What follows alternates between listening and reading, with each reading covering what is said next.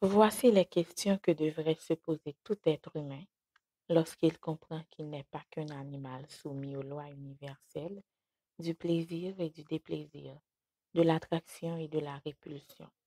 Lorsqu'il découvre qu'il possède un esprit ou une âme spirituelle, peu importe les mots utilisés, qui lui permet de maîtriser son corps, ses émotions, ses pulsions. La grandeur de l'être humain, c'est qu'il est le seul être vivant qui puisse s'interroger sur la signification de son existence et lui donner une direction, un but. Mais malheureux l'homme qui n'a pas découvert le sanctuaire de l'esprit. Malheureux celui qui n'a d'autre préoccupation que de survivre. Malheureux l'homme qui ne se pose jamais la question: comment vivre de manière proprement humaine? Comment mener une vie bonne? Qu'est-ce qui est vraiment important et qu'est-ce qui ne l'est pas? Comment devenir pleinement moi-même et être utile aux autres? Comment réussir ma vie afin qu'à l'instant de ma mort, je puisse partir en paix et regarder derrière moi le cœur serein?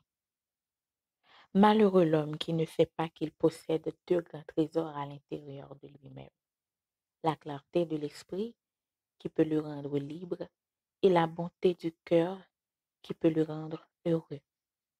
Malheureux l'homme qui mène une existence semblable à celle des bêtes, enchaîné à ses instincts et seulement préoccupé des soucis matériels de la vie. Malheureux l'homme qui ne sait pas qu'il est un homme.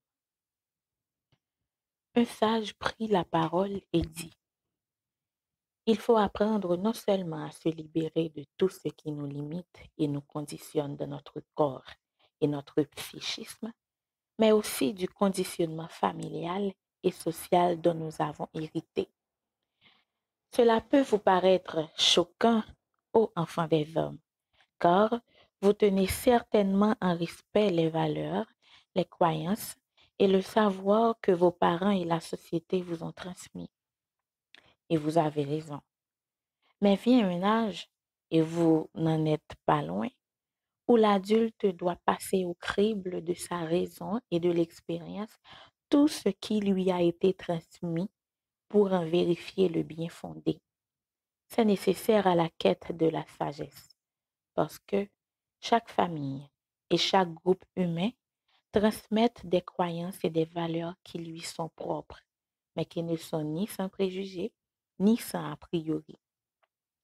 Certaines d'entre elles sont erronées, d'autres inadaptées aux défis du temps présent, d'autres limitées, d'autres encore inappropriées au caractère ou au dessein de certains individus. Pour être vraiment libre et devenir pleinement lui-même, un être humain doit chercher la vérité sans préjugés et sans œillères, ce qui le conduit aussi à remettre en cause de manière constructive son héritage familial et culturel.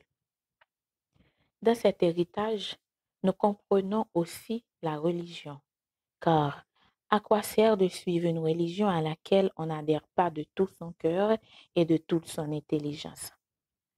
L'homme doit donc remettre en cause les dogmes, la morale et les croyances héritées de ses pères, quitte ensuite à se les réapproprier. Mais ce sera alors un choix personnel, libre et conscient. Ne vous endormez pas sur des certitudes acquises, mais recherchez toujours la vérité, car, comme l'a dit un ancien maître de la sagesse, la vérité vous rendra libre.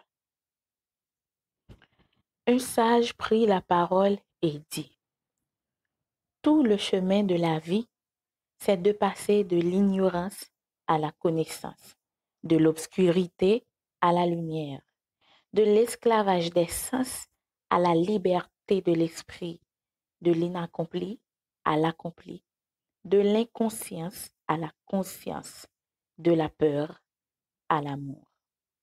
Cette quête, c'est la plus belle aventure qui soit, l'aventure intérieure de la sagesse. Pour cela, peu importe que tu sois riche ou pauvre, humble ou puissant, petit ou grand, la sagesse est offerte à tous. Elle se donne gratuitement. Il suffit juste de la désirer et toute la vie t'apparaîtra comme ce qu'elle est. Un voyage initiatique. Allons, mets-toi en marche et va vers toi-même.